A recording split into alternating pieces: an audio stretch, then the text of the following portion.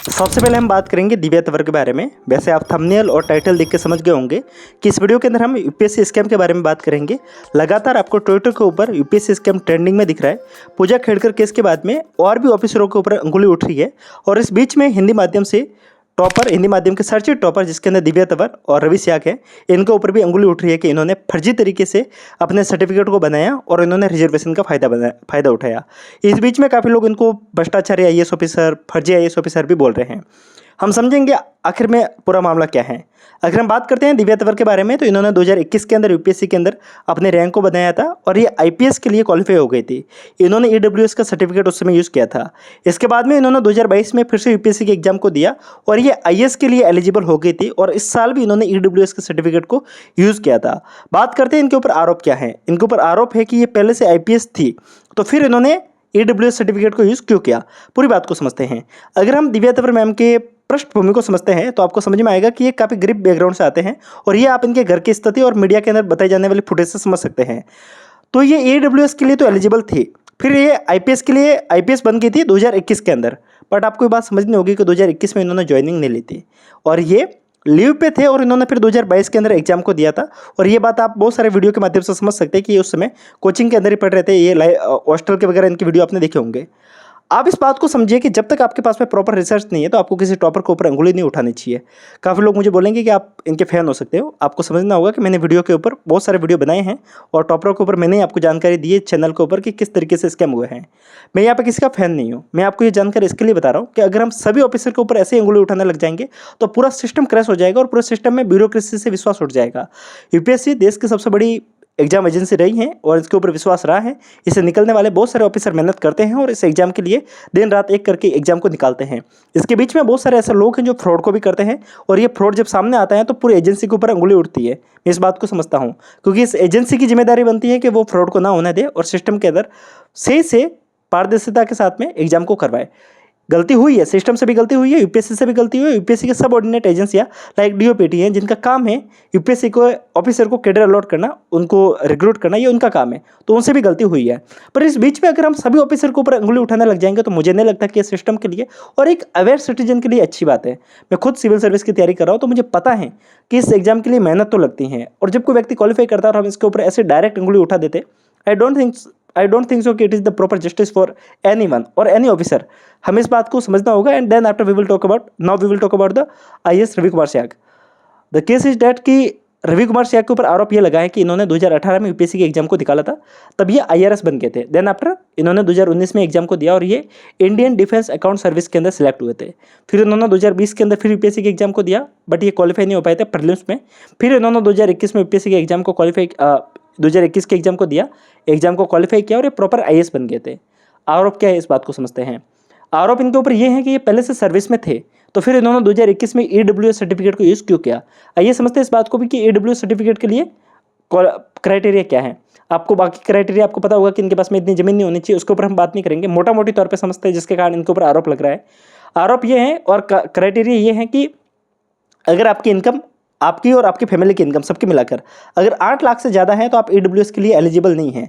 अब आरोप ये है कि आप ग्रुप ए सर्विस के अंदर है, लाइक आप पहले से यूपीएससी क्वालिफाई किए हैं, आप इंडियन डिफेंस अकाउंट सर्विस में, तो आप ग्रुप ए सर्विस के अंदर हैं, तो ऑब्वियस सी बात है आपकी सैलरी काफ़ी ज़्यादा आई होगी और आप मोटी सैलरी के अंदर हैं, तो आप फिर ईडब्ल्यूएस का फायदा क्यों उठा रहे हैं। लाइक अगर हम मोटा मोटी तौर पे मान के चलते, अगर हम 70,000 भी मान के चलते हैं ना, तो भी वो व्यक्ति 7 लाख, 7.5 मतलब 8 लाख के आसपास पहुँच जाता है। अगर हम 12 से मल्टीप्लाई करेंगे तो वही करीब 8,40,000 के आसपास जाता है अगर हम एक साल की इनकम को काउंट करते हैं। तो सीधी सी बात है कि उसकी इनकम तो इतनी ज़्यादा होगी, इसके बाद में इसकी फैमिली की भी तो इनकम होगी, तो फिर इसने ईडब्ल्यूएस सर्टिफिकेट को यूज़ क्यों किया।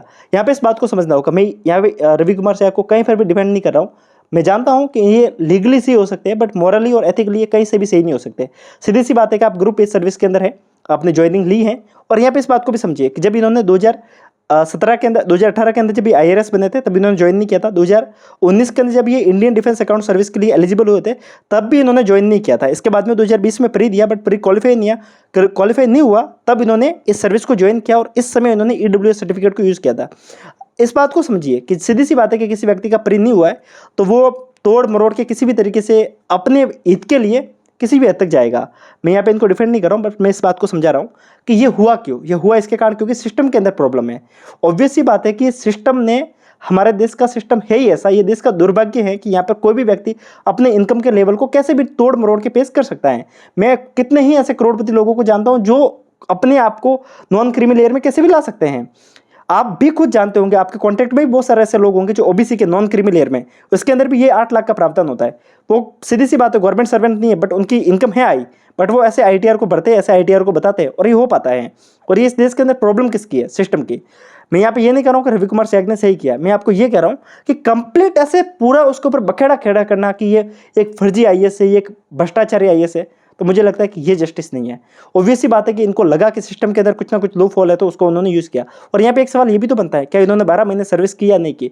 हो सकता है ना इन्होंने सिर्फ ज्वाइन की हो, इन्होंने 5-7 महीने काम किया और उसके बाद में इन्होंने लीव ले ली हो एग्जाम के लिए, तो जरूरी नहीं है कि इस व्यक्ति ने पूरा उस हिसाब से यूज़ किया हो सकता है ना 6-7 महीने काम किया हो, फिर इनकी फैमिली की इनकम काउंट की हो और उन्होंने सिस्टम को इस हिसाब से बनाया होगा कि इनकी इनकम 8 लाख से 1 रुपये ही कम हो, बट 8 लाख से कम उन्होंने दिखाई है। तो इन्होंने क्या किया है कि सिस्टम के लूप होल को, सिस्टम को सिस्टमेटिकली यूज करके अपने सर्टिफिकेट को बनाया है। तो सीधी सी बात है कि इतना ये गलत नहीं है जितना इनको बदनाम किया जा रहा है। सीधी सी बात है, एक व्यक्ति बहुत ज़्यादा मेहनत करता है, उसके बाद में क्वालिफाई करता है, तो ऐसा नहीं करना चाहिए। बात ये बनती है कि सीधी सी बात है कि आप ग्रुप ए सर्विस के अंदर तो आपको इस तरीके का लूप होल नहीं करना चाहिए क्योंकि आप किसी और का हक मार रहे हो। बट अगर हम इनके मार्क्सिट को देखते तो हमें इस बात को भी समझना चाहिए कि जब इनका प्री के मार्क्स हम देखते हैं तो वो जनरल से ज़्यादा थे और इनकी फाइनल में तो रैंक थे, तो ऑब्वियस सी बात है इनको AWS का कोई खासा फायदा मिला नहीं। बट इनकी जगह पर कोई और होता, अगर उनको मिलता तो वो कहीं ना कहीं इनजस्टिस तो है ही है। यहाँ पर सवाल तो ये बनता ही है। अगर हम सवाल उठा ही रहे हैं तो सिर्फ हमें एक ऑफिसर को ऊपर ना उठाकर पूरे सिस्टम पे उठाना चाहिए। और जब EWS को लाया गया था उस समय भी विरोध हुआ था, लोगों को पता था कि इसका मिसयूज होगा और वो हमें अभी देखने को मिल रहा है कि लोग इसका मिसयूज कर रहे हैं। इसके साथ में सिर्फ सवाल एक EWS पे ही क्यों उठना, सवाल अगर उठना है तो OBC पे भी उठना चाहिए क्योंकि यहाँ पे भी लोग सिलेक्ट होने के बाद में भी नॉन क्रीमी लेयर सर्टिफिकेट को यूज़ करते हैं। इसके साथ में सिर्फ OBC पे क्यों उठना, अगर सवाल उठाना है तो SC ST पे भी उठना चाहिए। लोग मुझे बोलेंगे कि ST SC का क्राइटेरिया जाति से, इनकम से नहीं, जाति से हैं, कास्ट से हैं। बट आप इस बात को समझिए कि अगर कोई व्यक्ति ST SC से होने के बाद में भी अगर वो व्यक्ति ग्रुप ए के अंदर आ जाता है, लाइक वो IRS बन जाता है, IPS बन जाता है, और इसके बाद में भी अगर वो ST SC के रिजर्वेशन का फायदा उठाता है तो वो ST SC के कम्युनिटी के ही किसी बच्चे के साथ में फायदा तो नहीं देगा, वो किसी और एस्पिरेंट के लिए तो वो नुकसान ही करेगा।